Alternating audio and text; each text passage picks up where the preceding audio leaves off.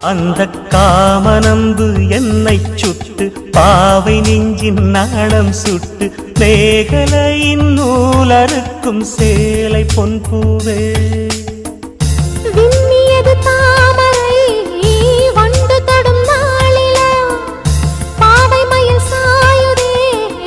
மன்னவனின் மார்பிலோ முத்தத்தாலே பெண்ணே சேலை நெய்வேன் கண்ணே